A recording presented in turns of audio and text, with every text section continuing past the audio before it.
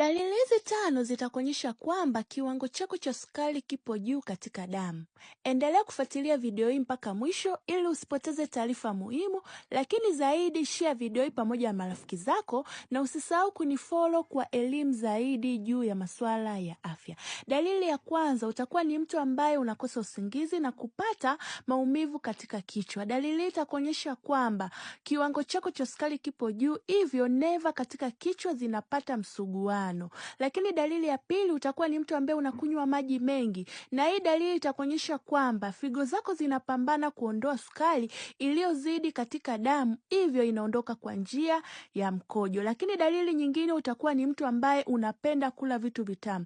Dalili hii itakuonyesha kwamba mwili wako unahitaji energy ya kutosha au nishati ili kuweza kufanya mwili uwe na nguvu. Lakini dalili nyingine, utakuwa ni mtu ambaye unawashwa. Dalili itakuonyesha kwamba mishipa midogo midogo katika ngozi imeathirika. Lakini dalili nyingine, utakuwa ni mtu ambaye unapata maumivu na kuchoka. Dalili itakuonyesha kwamba neva zako zinapambana na kiwango cha sukari kilichozidi katika damu.